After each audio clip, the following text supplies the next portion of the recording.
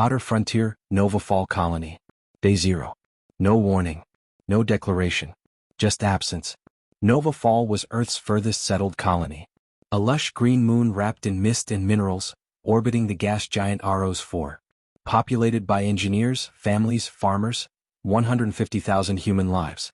A place built for peace. And then it went dark. No distress call. No telemetry.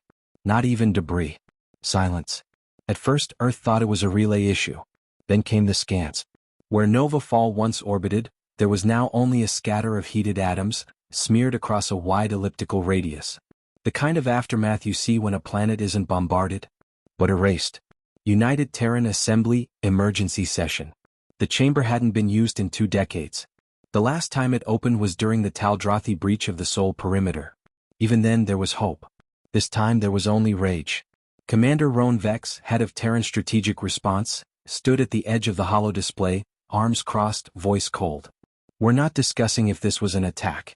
We're discussing who just turned a human world into vapor. The star map lit up. 12 suspect factions blinked in red. The assembly chair, a graying diplomat named Lena Oren, leaned forward. Who had the reach? Vex's answer was a single word. Varnak. The Varnak Accord, a broken treaty. The Varnak were once Earth's allies. What? Tall, scaled, surgically diplomatic. Their empire stretched across 4 arms of the spiral. Known for colonizing, bargaining, and assimilating. But they hated resistance. Nova Fall had refused to let their mining fleets through its system 3 months prior. Earth backed its colony's sovereignty. Apparently, the Varnak took that personally. And now Nova Fall was gone. The problem wasn't the attack. It was the statement. The Varnak sent no denial. No threat. No apology. Instead, they issued a message to the Galactic Council. Let this be an example. Earth colonizes far. But they do not protect. Nova Fall was unworthy of orbit. It wasn't a war message. It was mockery. And Earth? Earth didn't respond in words. Classified order.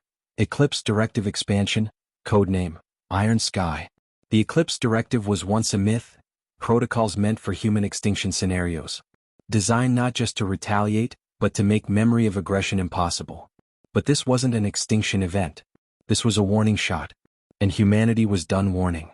The vote in the assembly wasn't close. 94% in favor. The order was given. And then Earth did something no one expected. They didn't call up one fleet. They didn't strike one system. They activated the forge arrays. The forging begins, Mars shipyards ignite. Mars' shadow bloomed red and gold. From Phobos to Deimos, the automated foundries came online. Shipyards that hadn't spun in centuries began moving with speed unnatural for structures that size. Terraformer rings twisted into spinal cores for siege dreadnoughts. Deep core vaults opened beneath the Earth's crust, launching magnetic shells of vessel siege ships into orbit. Saturn's moons lit with production arrays, beaming thousands of ship blueprints into secure fabricator clouds. In 20 hours, 10,000 ships stood ready. Then 20 hours more, 100,000. And still Earth didn't speak. The stars grew darker. Outer colonies watch in awed silence. In the Proxima Fringe, a civilian named Yarrow Gel snapped an image of Earth's sky. The auroras had gone mad, light lines arcing in geometrical patterns. His child asked what it meant. It means Earth is waking up, he whispered. Farther out, the Terran merchant station Vega's arc shut down trade entirely, transforming into a military relay post overnight. Across every border, one phrase whispered itself across frequencies. Iron Sky has begun. And the Varnak? They laughed. They'd seen Earth throw tantrums before. They had no idea. The moment that changed everything, 48 hours after silence. A single probe exited Sol space. One of Earth's fastest gravitic jump-capable relays. Destination, the edge of the Varnak core. On board? Not bombs. Not assassins. But a memory. A 4-minute video of Nova Fall before erasure. Children dancing under triple moons. Wind turbines spinning in the mist. An elder couple planting a tree. A city with lights singing up to the sky. And a final overlay of the sensor logs. Deceased, 149,826. Civilian. Time TO full erasure, 4.7 seconds. It ended with one line. We will never forget. Now you won't either. No declaration. No ultimatum. Just a shadow. The first Varnak outpost, neutral on the fringe, detected a black mass on long-range scans. Not one ship. Not a fleet. 700,000 human vessels. Each marked with no national crest, no alliance banner. Just a white sigil. A broken circle surrounding the single word, remember. The Varnak warcast scrambled. But they had made a mistake that couldn't be undone. They thought humanity would beg. Instead they made humanity build. Varnak core system, day 4 after Nova Fall. They expected an attack. The Varnak High Tribunal had reinforced every gate, every orbital perimeter. Over 200 defense fleets deployed, each stacked with pulsar rays and wormwell displacers. Their skies pulsed with energy shields so thick, the system's twin suns turned red. But what came? Was nothing. No missiles. No boarding parties. Not even a threat. Only the stars going dark. Varnak's core telescopes recorded at first, slow, deliberate movement across gravitational planes.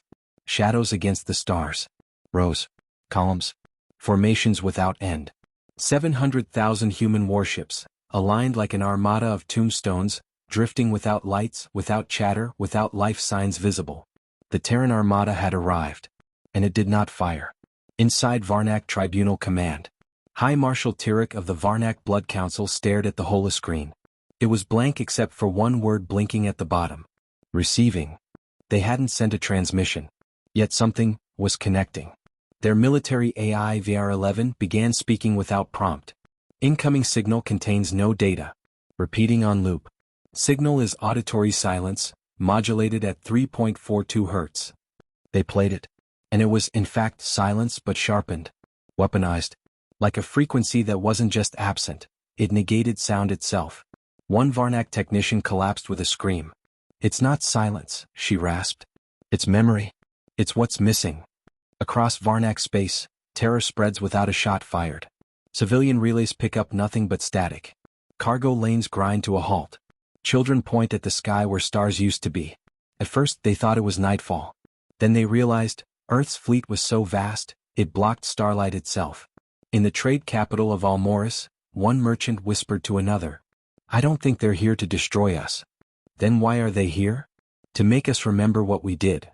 Earth sends one message, text only, delivered on dust. A drone drops into orbit over Varnak Prime. It doesn't radiate, it doesn't announce itself. It simply drifts like space junk until intercepted. Inside, a single sheet of graphene-etched code. No encryption. No viruses. No traps. Just 4 lines. You erased our people. We will not erase yours. You will live with what you've done. Forever. Then Earth begins the siege. But not of fortresses, of memory. They didn't fire weapons. They fired truth. Targeted packets, thousands of them, began streaming into every data hub in Varnak territory. Time-stamped footage. Voice logs. Personal memories from Nova Falls residents. Hollow images of birthday parties. First steps. Medical scans. School performances. Each one verified. Encrypted by Varnak standards. Undeniable. And with it, facial recognition systems across Varnak lit up with red markers. Subject identified. Confirmed murderer by indirect act. Every civilian. Every official. Every soldier. Marked not for death but for truth. Varnak collapses inward. Protests erupt across 16 cities. Military officers resign on public streams, begging Earth for clemency. The Varnak economy dives. Corporations folding overnight as guilt-flooded AI begin denying payments to accounts linked to the colony's destruction. Entire social systems unravel not from invasion, but from unfiltered conscience. And still, Earth does not fire. Across the rest of the galaxy, the reaction is chaos. Allied worlds watch in frozen silence. An Orion Syndicate lord states, I'd prefer 1,000 orbital bombardments to what they're doing now. A Taldrathi general, reviewing the data leak, breaks ranks and whispers, this isn't justice. This is what gods do when they're tired of being questioned. The final Varnak response, a desperate attempt at retaliation. A hidden Varnak fleet, Crimson Verge, launches from a secret moon heading toward Earth with gravitic warheads. They expected fear, resistance, negotiation. They found a wall. 15 Terran dreadnoughts awaited them in null space, unlit, silent, drifting. The Varnak admiral laughed. This is your blockade? Then all his ship's systems froze. The Terran ships didn't fire. They merely pulsed a waveform. One single echo. Sit. And every Varnak vessel obeyed. Engines went cold. Weapons disarmed. AI subsystems rerouted to human control. The Varnak ships drifted back home. Earth's fleet didn't even follow. Because they weren't needed anymore. The Varnak Empire signs an unconditional memory treaty. The first of its kind. Not land. Not reparations. Not technology. But a binding agreement. To remember. Every child would be shown the truth. Every school would teach the history of Nova Fall. Every leader would carry an audio-recorded reminder of the lives lost. Every 5 years, the Varnak would host a remembrance broadcast, beamed to every known system. Failure to comply? Not death. Silence. Earth's silence was the most feared thing in the galaxy now. Earth withdraws, but leaves one message behind. As the last Terran vessel left the system, it fired a single capsule into the Varnak atmosphere. It contained no explosives. Just a seed. A single plant native to Nova Fall. Inscribed at its base. We bring back what you took. This time let it live. Varnak Prime, 48 days after the siege.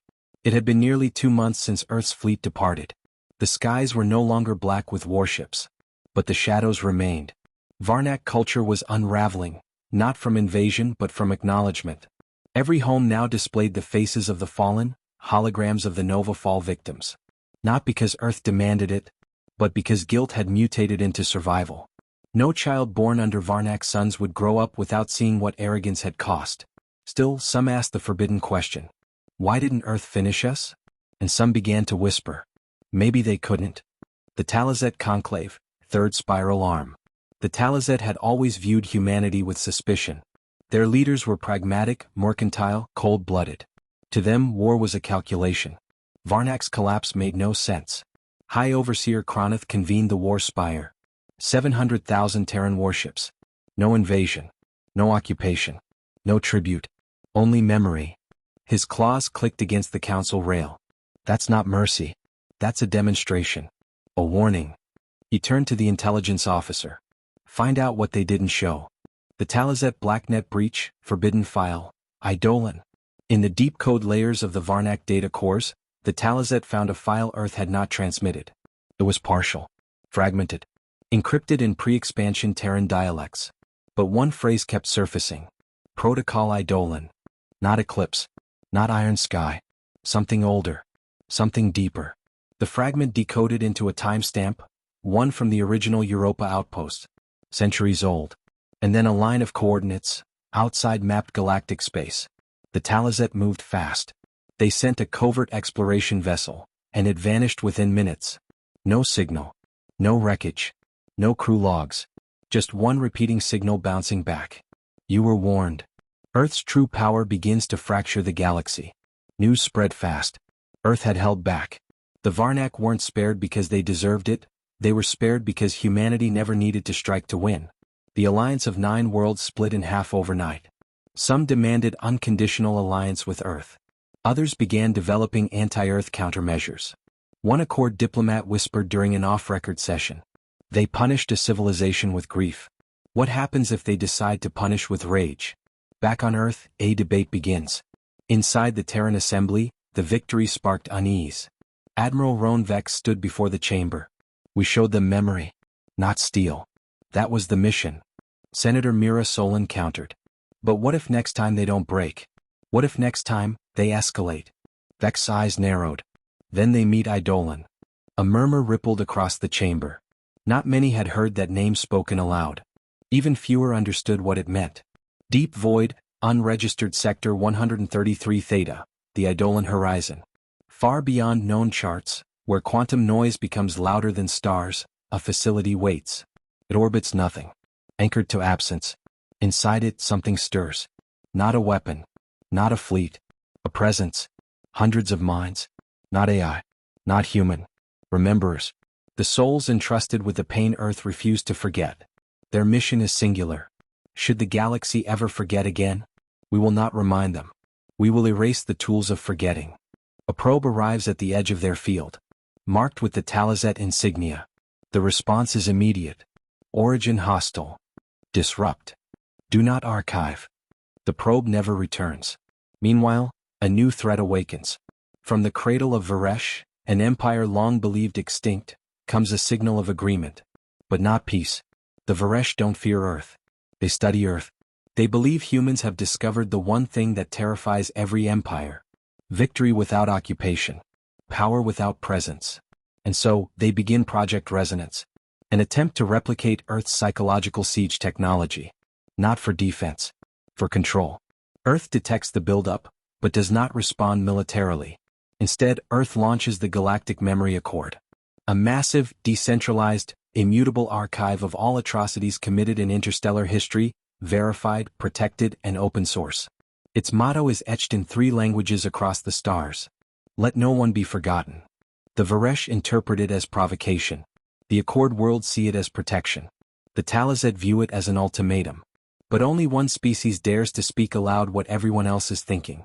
If Earth did all this without firing a single shot, what happens if they ever do? Varesh Talazed border, Operation Dissonant Pulse. Plus 72 days after Nova Fall siege. The strike was designed to be surgical. No fleets. No planet killers. Just silence. 3 phase-shifted payloads were launched into deep void coordinates, straight into Sector 133 Theta, aiming to destroy Earth's most dangerous asset, the facility orbiting nothing known only as the Eidolon Horizon. The payloads carried anti-cognitive pulse weapons, developed in secret. Not to kill, but to corrupt memory itself. They never arrived, because something met them first. Eidolon Activation Protocol, Level Omega. No alarms. No speeches. The signal didn't come from Earth. It came from memory itself. Across human space, across every Terran ship still stationed on Dark Drift, a single glyph appeared in the command cores. Omega. No orders were issued. No code was spoken. But every captain knew what to do. They aligned their ships into new formations. They transmitted silent tones across neutral systems.